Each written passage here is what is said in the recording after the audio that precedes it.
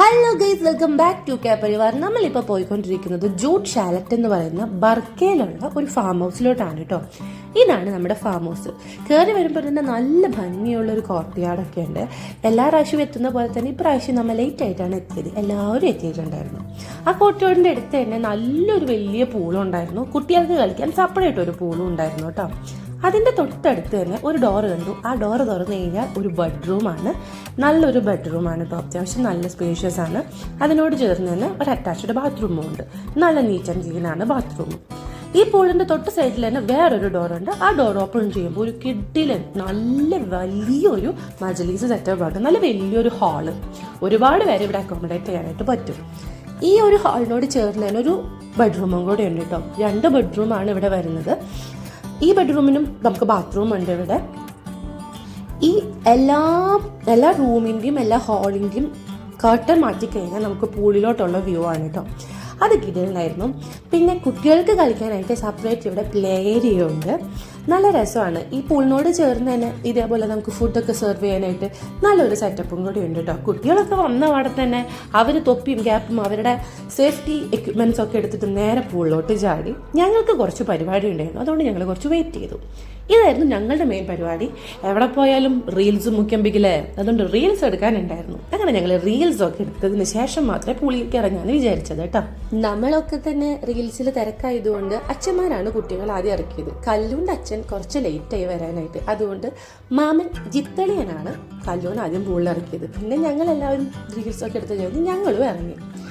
ഗേൾസിനൊക്കെ ഇങ്ങനെ പൂളിൽ ഇറങ്ങി നിൽക്കാൻ മാത്രമേ അറിയുന്നുണ്ടായിരുന്നുള്ളൂ കേട്ടോ. അതെ, ഈ കാണുന്ന മുതലിന് മാത്രമേ ഞങ്ങൾ ഗേൾസിന് നീന്താൻ അറിയുന്ന ഒരാളുണ്ടായിരുന്നുള്ളൂ കേട്ടോ.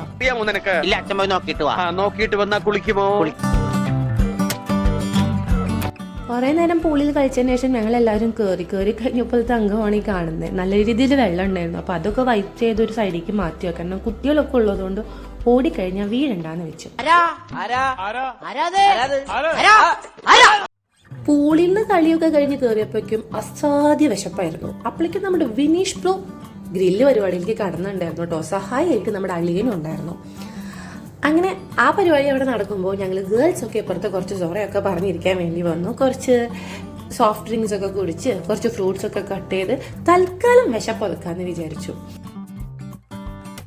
ഒരു 9 മണിയൊക്കെ ആവാറായപ്പോഴൊക്കെ ചേട്ടൻ ഓഫീസിൽ നിന്ന് വന്നത്. അങ്ങനെ കല്ലു ആക്റ്റീവായി. അപ്പം തന്നെ ഞങ്ങൾ ഫുഡും കഴിച്ച് എന്നിട്ട് ഞങ്ങൾ പിന്നെയും പൂളിലോട്ട് ഇറങ്ങിട്ടോ. പിള്ളേര് നല്ല രീതിയിൽ എൻജോയ് ചെയ്തു. അതിനേലുപരി ഞങ്ങളും അടിപൊളിയായിട്ട് എൻജോയ് ചെയ്തു കേട്ടോ. പൂളിൽ ഓരോരോ മൊമെന്റ്സും.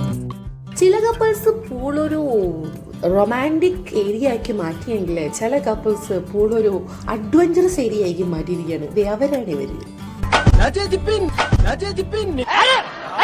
Speed to the city streets, we began to feel the fire.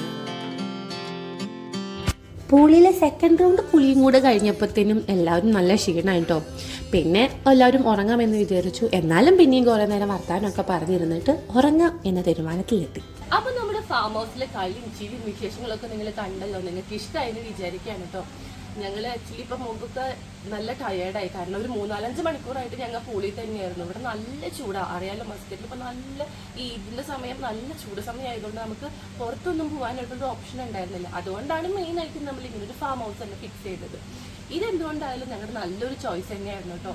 പൂളായാലും ഓരോ റൂംസ് ആയാലും ഹാളായാലും എല്ലാം ഈ ഒരു കോർട്ട്യാർഡൊക്കെ നോക്കുമ്പോൾ തന്നെ നിങ്ങൾക്ക് വീഡിയോയിൽ കാണുമ്പോൾ മനസ്സിലാവും. എല്ലാവരും നല്ല സൂപ്പറായിരുന്നു. ഇവിടുത്തെ ചേട്ടന്മാരുടെ മലയാളീസിൻ്റെ ആണ് ഈ ഫാം ഹൗസ്. അവരുടെയും നല്ല രീതിയിലുള്ളൊരു പെരുമാറ്റം തന്നെയായിരുന്നു കേട്ടോ. അപ്പോൾ ആരെങ്കിലും ഫാം ഹൗസൊക്കെ നോക്കുന്നുണ്ടെന്നുണ്ടെങ്കിൽ ഇത് നല്ലൊരു ഓപ്ഷനാണ് കേട്ടോ. ഞാനിതിൻ്റെ ലൊക്കേഷൻ ഡിസ്ക്രിപ്ഷനിൽ കൊടുക്കുന്നുണ്ട്.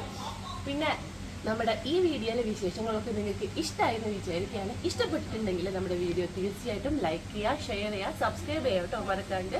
അപ്പോൾ പുതിയ വീഡിയോയിലെ പുതിയ വിശേഷങ്ങളായിട്ട് പിന്നെ കാണാം. ഞാൻ പോകുന്നു. Bye bye.